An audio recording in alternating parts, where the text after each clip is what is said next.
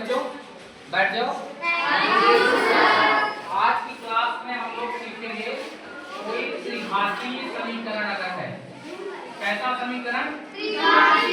त्रिघातीय समीकरण अगर है तो उसका हम लोग गुणनखंड कैसे करेंगे। त्रिघातीय समीकरण का गुणनखंड कैसे करेंगे। जैसे आपका एक क्वेश्चन है, x cube minus 2x square minus का x प्लस 2, इसका हमें गुणनखंड करना है। ये कैसा समीकरण है बच्चों?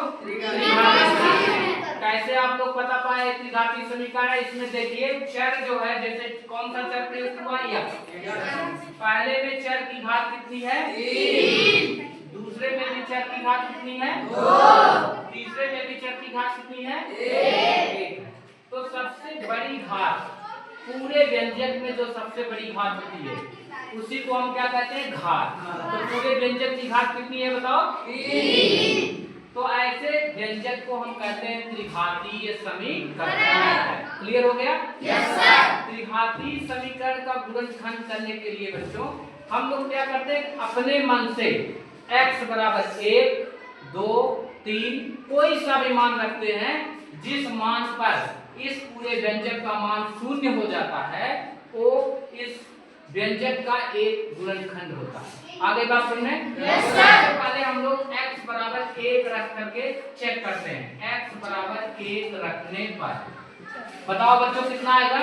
1 रखेंगे तो 1 का क्यूब माइनस 2 इंटू 1 का स्क्वायर माइनस 1 प्लस 2। अब बच्चों बताओ 1 का क्यूब कितना होगा? 1 माइनस 2 माइनस 1 प्लस 2। अब बताइए ये 2 और 1 मिलकर के 3 और ये माइनस 2 माइनस 1 मिलकर के माइनस 3। 3 में 3 अगर घटाएंगे बच्चों कितना आएगा? 0। इसका मतलब हो गया कि x बराबर 1 रखने पर अगर इस व्यंजक का मान 0 हो जा रहा है तो x माइनस 1 इस व्यंजक का एक गुणनखंड है। x माइनस 1 व्यंजक का एक गुणनखंड है। अब क्या करते हैं बच्चों? दो तरीका होता है। या तो हम x माइनस 1 इस व्यंजक में सेट कर दें, या क्या करते हैं? सेट कर दें। दूसरा तरीका है कि इसमें भाग विधि, भाग अगर दे देते हैं तब भी हमें गुणनखंड करने में आसानी हो जाती है। तो पहले इतना आप लोग नोट कर लीजिए। कर लिए हैं आप लोग? Yes sir. उम्मीद है आप लोग नोट कर लिए होंगे। तो हमें आगे क्या करना है? दूसरे तरीके से पहले हम बताते हैं, फिर भाग विधि से आपको बताएंगे। जैसे x क्यूब कितना था बोलो जरा?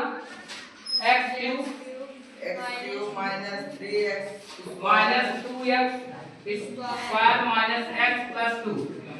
अब बताइए इसमें अगर x माइनस 1 इसका एक गुणनखंड है तो हम क्या करेंगे? x माइनस 1 से इसे भाग दे देंगे। x cube minus 2x square minus x plus 2 और इसे किससे भाग दे देंगे? x minus 1। भाग ये आप लोगों को कक्षा 8 में भी बताया गया होगा कैसे होता है बताओ? x स्क्वायर तो कितना आ जाएगा? x क्यूब और माइनस 1 पर पूरा x स्क्वायर करेंगे तो minus x square. Sign change हो जाएंगे माइनस प्लस, ये कैंसिल हो गया। बताओ माइनस 2x स्क्वायर और प्लस x स्क्वायर मिलकर के कितना आ गया? माइनस x स्क्वायर और माइनस का x कितनी बार हो जाएगा? Minus x minus x। यहाँ आ जाएगा माइनस x स्क्वायर और माइनस 1 माइनस x मिलकर के प्लस x हो जाएगा। अब बताओ ये प्लस हो गया, ये माइनस हो गया, ये कैंसिल हो गया। माइनस x मिलकर के माइनस 2x हो गया और प्लस 2 आगे जो लिखा गया है इसको आगे लिख लीजिए। आगे बात सुन में। अब बताइए बच्चों माइनस 2x है, ये x है तो दो बार में जाएगा कि नहीं? माइनस 2 यहाँ कितना आ जाएगा? माइनस 2x और माइनस 2 माइनस 1 में मल्टीप्लाई होगा तो आ जाएगा प्लस का 2 और ये प्लस हो जाएगा, ये माइनस हो जाएगा, ये भी कैंसिल हो गया, ये भी। यहाँ रिमाइंडर कितना आ गया? 0। तो हमें इसका जो क्वोशिएंट मिला है भागफल x square minus x minus 2, इस पूरे व्यंजक को हम x minus 1 into x square minus x minus 2 लिख सकते हैं कि नहीं लिख सकते? क्योंकि भाग के बराबर क्या होता है? भाजक बोले भागफल प्लस शेषफल। शेषफल तो 0 है, भाजक ये है, भाजक में भागफल का गुणा कर दिए तो क्या आ गया भाजक। इतनी सी बात समझ में आई। अब हम लोगों के सामने जो ये एक्सप्रेशन बन रहा है इसमें ये देखिए द्विघात समीकरण, इसका तो गुणनखंड हो चुका है। अब ये द्विघात समीकरण जो है, इस द्विघात समीकरण का गुणनखंड हम लोगों ने पहले ही सीख लिया है। कैसे करते हैं, x - 1 और इसमें कैसे होगा x², 2 का 1 में गुणा करेंगे a × c 2 आएगा और घटाने पर 1 आना चाहिए। तो 2 1 के 2, 2 में से 1 गया 1, तो क्या आ जाएगा -2 - 1 x - 2 x - 1 और इधर क्या आ जाएगा x² - 2x plus x - 2 x - 1 ये आ जाएगा x कॉमन कर लिए तो x - 2 और यहाँ पर -1 कॉमन प्लस 1 कॉमन कर लिए तो x - 2 कितना आ जाएगा x - 1 x - 2 और x + 1। ये आपका आंसर। आपको अच्छे से समझ में आ गया ये क्वेश्चन? Very good.